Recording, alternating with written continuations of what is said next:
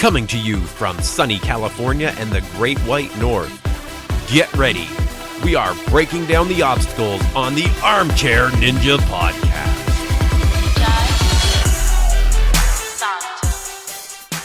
Hello, everyone, and welcome back to the Armchair Ninja Podcast. It is Sunday, August 22nd, 2021. My name is Rich, and joining me to cover Semifinals 2 of ANW13 is Bijan. How you making out? I'm good, man. I'm in the middle of moving, so my audio is pure crap. I am literally recording off of my the microphone on my laptop. I apologize, everyone. I'm in an empty room, and I'm sure it sounds like that. Yeah, audio might be a little bit tricky this week, and as you may be able to tell, I have a bit of the sniffles myself, as Bijan has had the past episodes. But we're going to get through. We're going to get through and hopefully still provide you some commentary. And, of course, it's running a bit late, guys, so yeah, bear I'm with sure us. Everybody's like, where's the podcast? And it's like, well, you wanted it. Here you go. I'm in the middle of the move, and Rich is sick, you know. But, hey, we're doing this for you guys. That's right. We are here, and we are going to cover it. And a good episode, too. A good one to share, so I'm anxious to talk about it. Yeah, it was good. But I wouldn't say great. So if you feel it was great, we'll have a discussion about it. Yeah, it was good. Just good. Although, I will say, on the great side is Padlock, the new obstacle. Yo, that obstacle looks crazy, bro. It's amazing. I love it's so twisted. It's so ridiculous. It was so difficult. It took out a lot of ninjas, but not impossible. I love difficult but not impossible obstacles. It's great. Yeah, that said, that is an obstacle right now. I'm saying if I were to get on that, I would find a way to hurt myself. Like that is an obstacle where if it's recreated at a gym, it better have like the super plush thingies underneath it because somebody's going to break their neck on that thing trying to train on it. Yeah, it seems like you break your wrist on the first one when you're trying to grab it and the way it spins around quickly. Like, yo, if you grab it, like that seems bad. Not to mention, like, whiplash and everything. Like, I love it, don't get me wrong, because the whole thing about American Ninja Warrior is it does have that element of danger. I mean, really, if you think about it, I forget the name of it, but you know where if you miss the monkey bars and you have to, like, you get the smaller one and you have to, like, kind of get it through that little hook? I mean, if you miss it, you can fly your head right through that hook. I'm not trying to give you dark, but, like, there's a lot of obstacles here that can be very dangerous. So... you know, that's just a part of the whole thing about American Ninja Warrior. Luckily, nothing has happened. Knock on wood, you know, there's been injuries, but nothing really bad. But, I mean, I kind of like that element of danger in a way. Yeah, I love that it was spinning people upside down before they fell. Definitely don't want to see anybody get injured, but it did have some potential there for sure. Yeah, man. All right, so let's get into these runs because I really want to get into this first run. Like, I feel like it peaked almost, like, with the very first run of the night. Rachel it was a good one. Was amazing. I loved it. Her little segment, Jersey Girls with Abby Clark and Kara Mack from Ninja Babes. And it was kind of a storyline throughout the entire episode, in a way. How so? Like, they featured all three of them, and they kept referring back to the Jersey Girls. So I feel like it's a new... kind of like Wolfpack and like different things. It's a new crew that they're highlighting. I'm on board for that. They all did great. Yeah, no complaints if that's what it is. First run of the night, and you know, because she's a rookie, I wasn't familiar with her. I was like, okay, well, you know, let's see how well she does. Didn't really have high hopes, but holy mackerel, she like took it down. She made it. She made it past the padlock, which took out so many ninjas. Ended up going under the tuning forks, which was the right choice, right? Like, for her, you can tell her upper body, which just wasn't there at that point, you know, on the 9th obstacle. She did everything right in terms of, like, strategy. And honestly, I found this really refreshing having somebody go so far in the course at the beginning. Like, usually we get somebody go fairly, you know, decent, like halfway maybe. But, like, you know, she exceeded expectations. She's a rookie and all this. Well, maybe she's not a rookie. I forget. But, pretty you know, yeah, at least I'm unfamiliar with her. And she did phenomenal, I guess. And not only that, but she showed the the difficulty in the course through struggle, but also grit and determination. Like, I really enjoyed this run. Yeah, I liked even the part, like, she even had some drama mid because she missed the warp wall twice and got it on the third attempt. I thought, oh my God, is she going to fail on the warp wall? Yo, I forgot about that. But she did end up making it through. And it was, great run. Really enjoyed it. Really looking forward to seeing her in Vegas. Great standout rookie run. And didn't her teammate, I forget the name, but like one of them missed all three of the warped wall, right? Was that Abby that did that? Possibly. That seems I'll have to wait till later on the episode, but like that, like I was really surprised by that. So maybe they, like all three of them can be like, all right, we know what we need to train on now. Well, Abby's not a rookie. She's actually really good, and I don't know what was going on, but yeah, it was her. I just looked ahead here. She did end up failing on the warped wall. Yeah, surprising. Yeah. But moving along here, we'll stick to the main runs. I guess we can probably go through all these. The bricklayer, John Uga, and who's becoming a police officer. His segment with the very Boston construction crew had me laughing. Like, oh my God, where did they find these guys? Like, were they on the set of like a TV show? Because they're a little too perfect. I gotta say, this was the visually profound segment of the night. I love this so much. Like, this guy just seems like genuinely a good dude. All of his friends, like, you could tell that they are friends and they just, like, razz each other constantly. Good vibes all around. I really love this. And, it was unique. I mean, every once in a while we get, like, somebody, like, working out, on their job in a different way. But I don't know. I found this really refreshing, and the fact that he was talking about how he wants more and that he's training to be a police officer and all this stuff, and he wants to help people. Like, I liked this. This was a genuine insight in someone's life that, like, it's less of a fake thing being like, hey, I have this, frog or something, like, it's a genuine thing where, I don't know, I just really like this dude, and he seemed genuine with the whole segment. So, good vibes all around. Loved it. Yeah, and then he caught the ring with his foot on the ring chaser. Yeah, it's crazy more people don't do that, right? Because, like, I can't speak necessarily like I've done it, but, like, I feel like if I'm in that situation, I'm going to stick out whatever limb I can to get that damn ring. Yeah, at least try, right? I think I've seen a few of them kick it away, but that's the first time we've seen one catch it. He did really well. He did end up going out on the padlock, though. The first one spun him out. So I can't blame him on that. Yeah, we saw that a lot. We saw a lot of people struggle there. Like, seriously, imagine being on that obstacle. Like, every once in a while there's an obstacle being like, I wonder what it's like to be on that. And then I instantly look at that and I'm like, I know exactly what that'll be. That'll me hopping on it and then immediately doing a 180 and, like, doing like a triple flip down to the ground onto my neck or something. Like, I feel like I would eat it so badly trying to train on that thing. Possibly. I just. Why am I so dark this episode, man? I need to lighten up. Like, man, this is what movie does to me, man. Well, let's lighten the mood with Xavier Dantzler, 16-year-old, 12-year-old. Oh, we're not there yet. 16-year-old. Oh man, Xavier.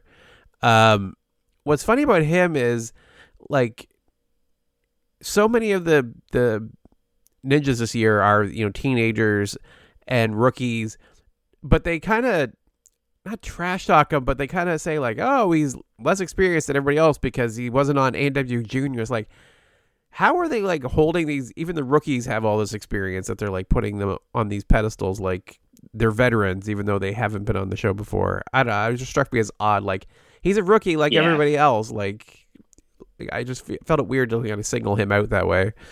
Yeah, that said, Xavier has got something special about him where more than anybody else this entire episode, I was rooting for him. And he sticks out to me. Like, I instantly, when I saw him, remembered who he was. And he just exudes this, like, awkward, socially anxious type kid that, is probably an introvert and probably not loving having all these cameras on him, but just genuinely wanting to do this. And you could see him trying to figure out the course, like, throughout the entire course. This is another thing that I love about it. it's refreshing seeing somebody on this show again, where it's not like, oh, I've done all these obstacles and I've trained for years on, and I'm just gonna fly through this thing. Like, no, he's like jumping on these obstacles and just trying to figure it out. And he's trained before, but you could tell like he's still new to like trying to figure out what to do. And yeah, just everything about this kid just makes me, maybe it's the old guy in me, but I'm just like rooting for him the whole time. Akbar really loves trying to do that whole exhibit thing, being like, X gonna give it to you. And I'm like, come on, Yeah. like let's chill. But I really, really, really like Xavier. I don't know, like years later on or whatever, when he's more comfortable in his skin, maybe I'll be like, oh, well, he's just a ninja. But right now, he's got that kind of like that underdog vibe to me that I'm really rooting for. Yeah, I liked him a lot. I thought he was great.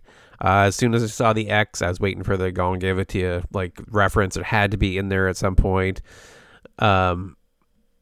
Yeah, but overall, great run. He did end up going out on the second wheel of Padlock. Looked really disappointed. Like, I don't know how. I guess I could see why you want to beat the whole course and everything, but like, great run. He had nothing to be disappointed for. And I would assume with where he got, he should be moving on. Is he? I don't know. Because I know I think the Padlock was a cutoff, and I know he went a lot slower than most ninjas. But like that's the kind of the thing that made me root for him so much. I mean, as a forward teacher, like he would be like the student that I'd always be like, "Hey, how are you doing?" And I feel like he'd be the kind of kid that'd always be like quiet but always respectful and everything like that. I don't know. Maybe I'm just reading too much into it, but he seems like just a good kid. You are correct. He is not moving on. I forgot it's just 15, so that cuts it down quite a bit. Yeah. That said, I mean, we'll definitely see him again. He got a big highlight spot, and he's being trained by Jomorovsky. Yeah. He's only going to get far better. For sure. So moving along, let's talk about Amir Malik, breakout rookie from last year. And all around. Yeah, that's the kid that's like super fast, right? Yeah, they call him Sonic, and he's like really lanky. The way he moves, I don't know why it just like totally sucks me in. The way he just kind of moves like a spider sometimes, where his limbs just kind of flail out. Yeah. What did you think about the random, like super random Olympics tie-in? No. Why? Why? At least we only got one. Like, I'm sure this dude's like, who is this lady? I don't know you. Yeah, Hannah Teeter, a snowboarder. It's like, that's great for her. It's wonderful. But what does that have to do with anything? I'm just so over the Olympic thing. I thought we were done with this, like the Olympics are over now. We can like move on from the whole Olympic tie-ins, but nope, they're gonna milk that for all it's worth. Yep. But back to him, sorry, but Amir, like, he did really well. He seemed very comfortable, like, going through what are they called again? Doorknobs? Dreadnoughts? Whatever, the spinny obstacle, Oh, the padlock. He was padlocks, yeah. He was going a lot slower, though. Was that pretty surprising to you, man? Because, like, I don't know. I just remember this dude just flying through obstacles. Yeah, he was taking a little bit slower. He looked a little unsure of himself at times, but he beat the whole course. Like, nothing to complain about. He did amazing. Can't knock the strategy. But I mean, yeah, he wasn't really a strong contender for the fastest time with the pace he set. No, but I mean, honestly, just this course was so difficult. It's quite astounding that he just made it to the end. But he is one of the top tier ninjas we saw last year, and I feel like he looks a lot stronger this year than he does compared to last year. Like last year, it's weird, 1 year difference, but like at one point they showed like a highlight of him failing the spider climb from I think last year, and dude, this guy put on some muscle or just grew up a lot more. I'm like, man. Oh, that's right. Yeah, he failed it. That was like heartbreaking last year. I wanted him to beat that so bad. He got his vengeance. That's great. Yeah, so good on him. I remember he was like freaking out doing like the I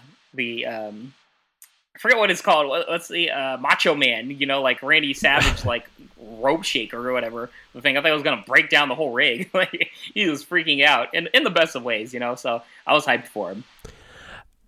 Moving along, we have Casey Rothschild takes the course. Yes, Casey. So representing for Pride and Queer Ninjas, man, I'm all for it. Yeah, Queer Ninjas Unite. Surprising, I think. I haven't seen whole lot of that on Ninja over the years. There's been a couple of ninjas that have had brief mentions, but they really embraced it this time. Pride flag flying. They had a whole segment for with the community, and parade or event or whatever it was that they were doing. It was all good. Yeah, I'm really happy. They need more representation like this. I mean, it's really important to show, LGBT people of all shapes, colors, ages, everything. I think this is only a solid win, especially the fact that this is a family show. And, American Ninja Warrior has been embraced quite a bit from more, rural type areas. And some of these ninjas might be a little bit more on how should I say, other side of the spectrum. But, it's really important to show this type of, representation that, this is a part of life culture. And, whether you like it or not, members of the LGBT community are human beings that deserve to be shown in all lights. It doesn't need to be preachy, it doesn't need to be all up in your face, but just representing in a way that this was, I loved it. Because it wasn't too much once again, they could have gone the other way, man. Super, sunsets, dramatic piano music and all that stuff, but they didn't. And I love that. Yeah, for sure. And Casey did great on the course. She did miss the ring on the ring chaser, but she was able to do it with the smaller ring, which a lot of people had to do. Seemed like it didn't cause too many issues overall. She wasn't looking 100%. Kind of getting banged up on the course a bit, but she was able to make it through all the way to Padlock, where she did go out. But overall, good run and enough to move on to the finals. Yeah, I'm psyched to see her. Oh, geez. Also, don't sleep on Casey Rothschild. If you guys remember, from previous seasons, she's no joke. She is legit. So I'm curious to see her in the finals because she's definitely somebody to keep an eye on. I feel I don't want that edit to overshadow just her skill. She is really good. Yeah, it's funny how that works, right? So you read a lot into how much they get in their edit, or one strong performance, maybe some bumpy ones afterwards. It's it's hard to tell sometimes because our next ninja is all over the place. Chad Flexington, also known as Ben Udy, looked like a joke competitor when he first came out the very first year. It's what is this dude? Where did he come from? And he actually was really good, and has been consistently good since coming on the show. I forgot he had won. They mentioned it during his run. In the skills competition, the balance one where they run along the post things. He won that. Mm-hmm. Yeah, his character kind of overshadows his skill every once in a while because he tries to play it so much like a wrestler dude. But the good news is, and this was something where, in previous seasons, it's kind of eye rolling and being all right, come on, dude, whatever. But they didn't overdo the segment, which they could have because they love, characters like this. But it wasn't overdone. And more importantly, which really surprised me actually, is the fact that he really did well and took this course seriously. Not in a way of I don't know, he took his time, was breathing, was assessing every obstacle. He wasn't trying to be super committed to his character, but actually more of a competitor. And that's kind of what I like, where it's you can be your character all you want, but when gets down to business, get down to business. And he did it. Yeah, he even said, I think he was about to do the warped wall, and they said something to him hey, give us a flex or something, yelled down at him, and he goes, I'm trying to breathe. It's just basically give me a second. I feel for that guy. Yeah, I think we've all been there where we're out of breath and somebody's trying to talk to us or something, and you're dude, chill, give me a second here. So yeah, he definitely seemed a little more serious. Still some goofiness, right? He did the big elbow, wrestling elbow on the back half of the course. I think it was a perfect blend. I think he had toned it down, but still kept some of that goofiness. Overall, really, really like that guy. I'm interested to see how he continues to do. Yeah, I think if if he was kind of eye rolling in previous seasons or whatever, I have a feeling, or I hope, he won a bunch of new fans because this, as you said, was like the perfect blend. So let's move along to Jay Lachey, Jay Lewis, protege Jay Lachey, my man, Jomorovsky, who really showed his stuff on ANW Junior, and holy mackerel, did he show up on the big show in this episode. Yeah. First off, shout out to Black Jules. But second of all, yeah, Jay Lachey was really good, and I like the fact that they're amping up the storyline with Jomorovsky and, not only Xavier, but also Jay Lachey in terms of, like, being a protege. We've got, like, one of the, if not the greatest ninjas, or the greatest ninja. And, we've got it now the next generation for him. And I like the fact that they show Jomorovsky. I mean, we all know Jomorovsky is super into ninja, but the fact that, he's not trying to be like, I don't know how to describe, but he just seems like a proud father. Like every time he sees these kids run, like he's genuinely invested. And I'm not saying anybody else isn't, I'm sure all the ninjas are super proud, but like, I don't know. I like that, like that vibe of like the coach, being ushering on the new generation. Yeah. Like he has struck a really good balance, or the edit did. I don't know how you want to phrase it, but we know that Joe's very competitive, and he's made it very clear that he intends to show that he is still the best out there. Oh yeah. But he's open. He says things that says like basically this is who's coming up behind us, and like they're no joke. Like they are 100% like taking over, but not this year, basically. But not yet. Yeah. Before we get to the finals, like once we finish all the semifinal episodes, we need to do like a little bet, like at the end of like the episode, to see like who we think is going to be the last man standing. If it's going to be like a teenager or a veteran like Jomorovsky, and like who I don't know, like furthest male or female. Like I think that might be fun. Yeah, we usually do. They say that we usually have done that in the past. I don't think we did last season, but typically we try to pick our top three who we think could do it. I definitely want to do that again. Yeah, we'll definitely do that. That said, Jay Lachey, he did well. He this poor kid was struggling on those weighted panels on the spider climb. And I don't blame him. I mean, he is probably all of like 120 pounds or something like that. But he made it through, and you could just see the emotion come out of his face at the top. Not only him, but for Joe and everybody else. And I don't know. I thought that was a really special, beautiful moment. Yeah, you can see the emotion get to him, and then you look. It cuts to Joe, and you can see his eyes all watery. Like how proud did you be? Like you have this kid that you didn't think was going to be even on the show for another 6 years or whatever. I guess. Oh no, he's 17. I guess. So you figured he had a couple more years anyway before he'd even be able to compete, and then to have him come on and do this well, like right out of the gate, that's so amazing. Yeah.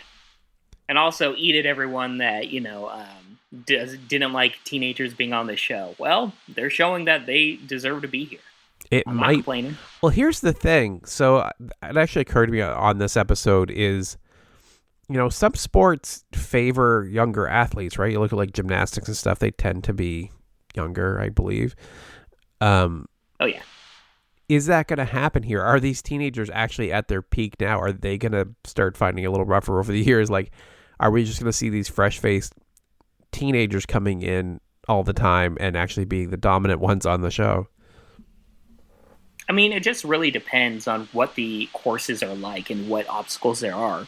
Because there are obstacles that are really going to favor people with a lot of experience or somebody that knows how to navigate the world of rock climbing more than maybe a teenager is. That said, I mean, I guess nowadays teenagers or these kids on ANW are probably on rock climbing for like 10 years, even when they're like 15.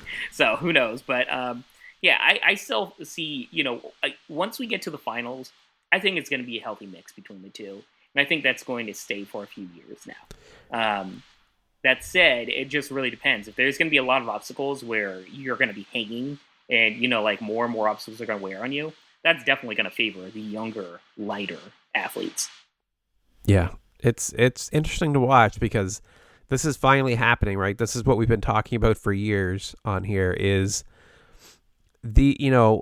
historically with Ninja, it was, or at least with American Ninja Warrior, it was they were a gymnast. Oh, they were into parkour, or they all had backgrounds, almost comparable to the UFC, right? Initially, it's it's a karate guy versus a judo guy, and yeah. And now everyone just does MMA, and now these kids are ninjas.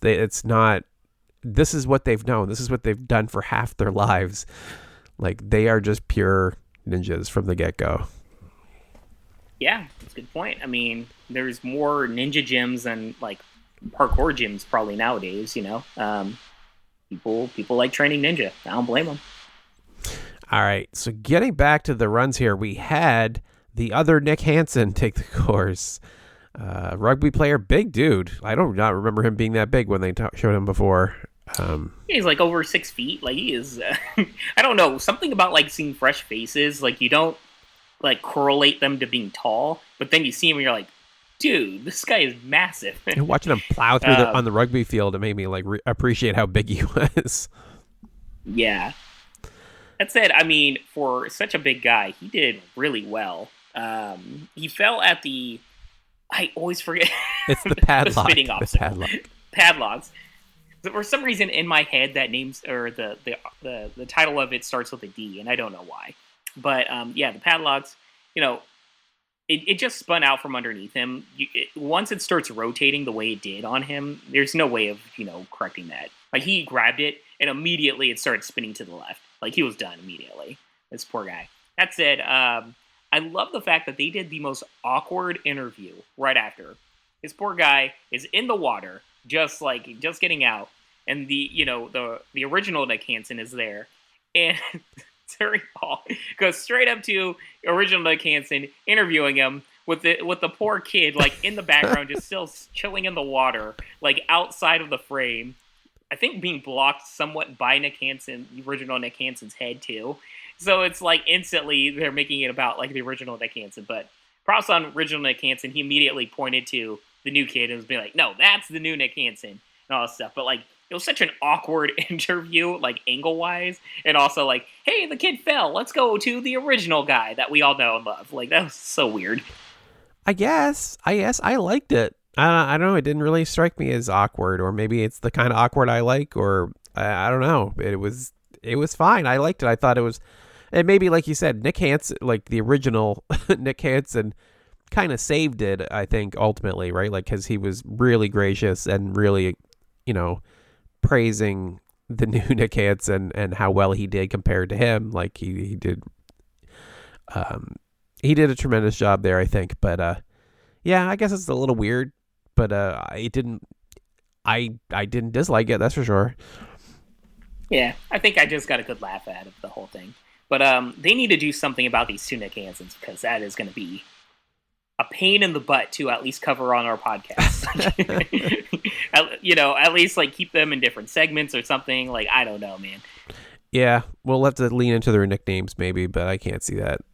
It's just Nick Hansen. Your hero. Oh yeah. True. For the people I know, they know. Yeah. Old school reference. True Becker took the course, and I don't really want to put anyone down, but this is the one that I nodded off a little bit. There was nothing here. He completed the course. I mean, all power to him and everything, but I really struggled with this one. It was just random, man. His segment was fine, but I don't know. Yeah, it was the whole thing. He was very proficient, but there was nothing really suspenseful or dramatic about the run. So yeah, I totally understand. It kind of was a blur to me too. I honestly didn't remember that he completed the course until you said it. That said, the kid looks great on the course and everything, and I think he'll do well. It's just we need to see more of him, I guess. And yeah, I think that's the thing, right? They leaned into the segment with the Tufts University, and they had the school mascot and everything. I don't I don't know what that is. I don't care. You got to find something better. Yeah. I mean, it reeked of this kid actually did well. We need to go after post-production film segment for him. And I don't know, what's special about you, kid? You know, it reeked of that. He's got a great name. The name True, I think that'll stand out. It's like lean into that a little more. I don't know exactly how, but I just feel like it shouldn't take a whole lot because he did amazing on a tough course. Like, it's just everything's there. Just get him a segment. Get him a good segment. Yeah. Speaking of segments, man, Zimmerman, this was a weird run. She did not look like her usual self. She looked kind of off. Yeah, things didn't go well for her, unfortunately. She missed the ring on the ring chaser, and then when she used the smaller ring, she was building up momentum, and she just ended up building up too much and swung herself off, like right into the water. Wasn't good. Yeah, but even before that, I wonder if she psyched herself out because she looked a little like she looked focused, but kind of nervous or hesitant on, the small ring. Like, usually we'll see she aimed herself, so usually you see people like do a backswing, but she really didn't she didn't do that, and she overswung to like by holding on. Like, you have to commit one way or the other. If you're gonna pull back that far, you have to do it all in one leap and swing. Otherwise, you're going to come off the bars. So she kind of seemed hesitant, in my opinion. It could be. I'll have to lean into your opinion on that one, honestly, because I legitimately had started nodding after watching the segment before.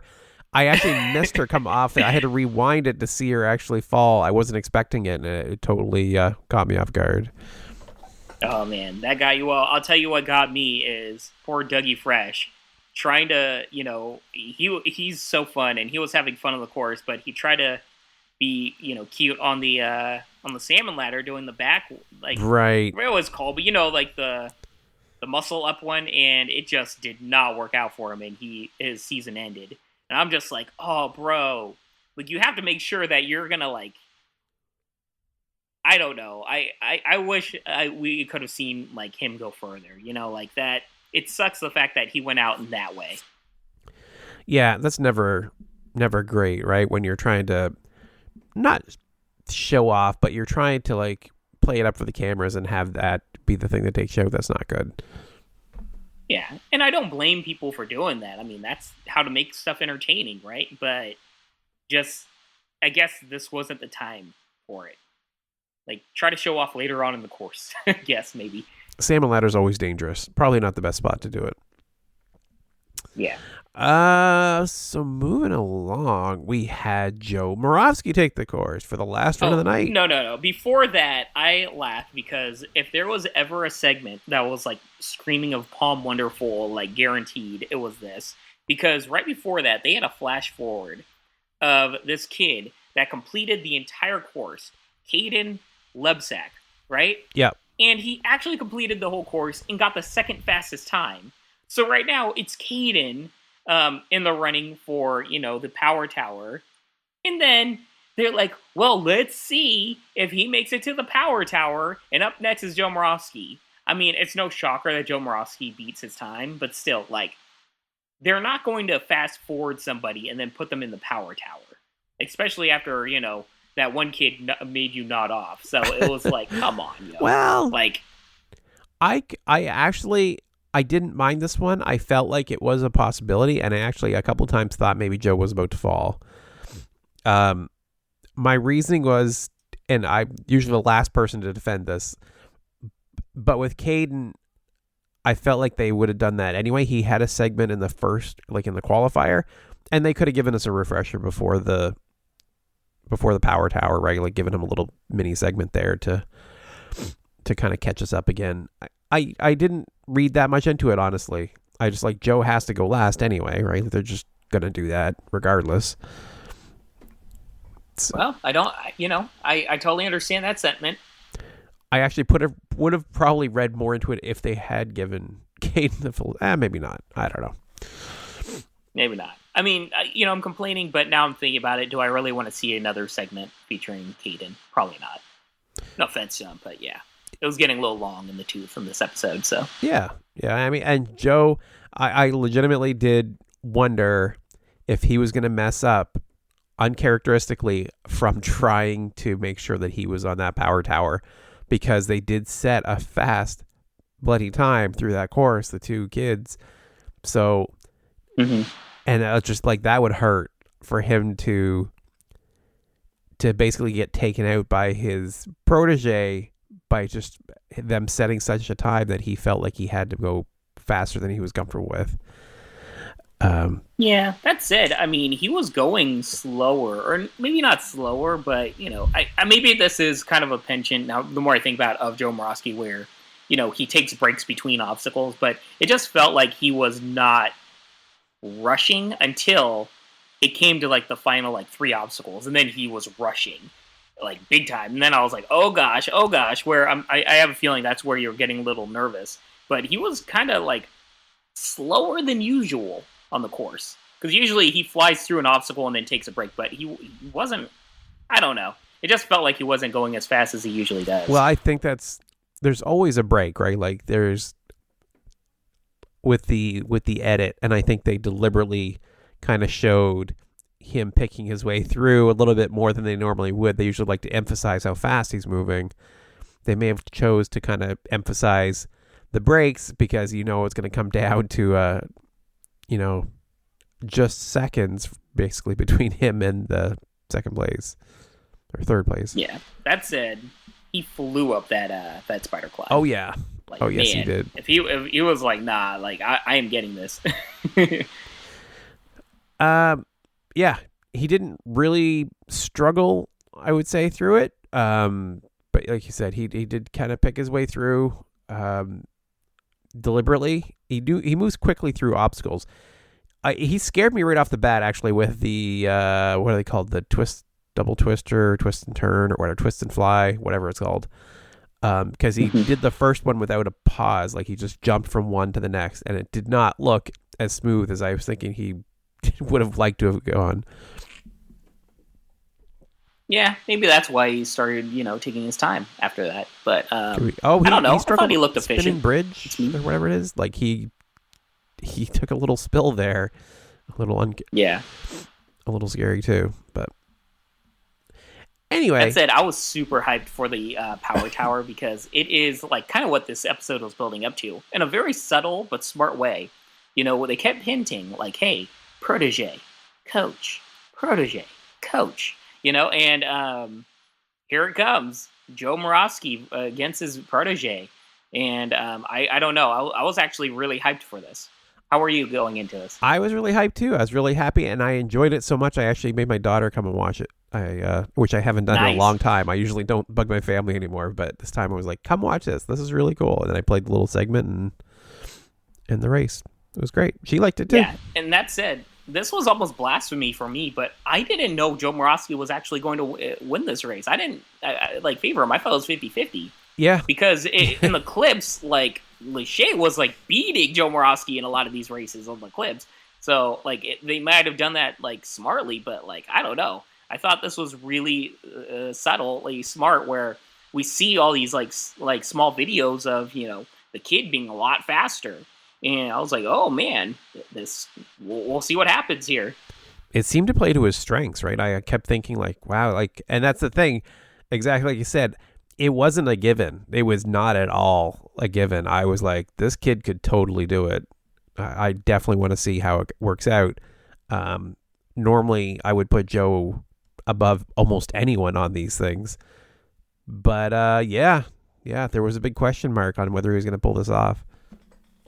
Yeah, that said, Jomorovsky ran through this course like he had something to prove, bro. Like, he was like, no way am I losing this race. No way. Y'all are about to remember who the heck I am. Like, man, he was so hyped at the end. He was like, I wonder if he was also, like, making a statement to, like, the ANW producers and everything. Like, no.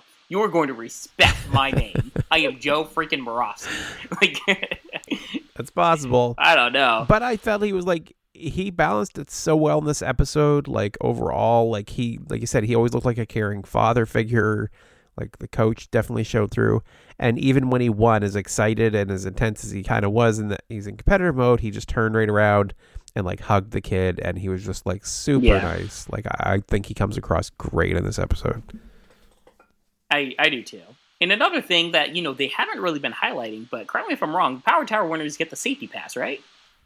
Yeah. Are you being sarcastic? Yeah, or? so no, I am super psyched in the fact that Jomorovsky is going to get the safety pass. Like that might be another reason why he was so amped, because we saw in previous seasons that safety pass makes a big, big difference.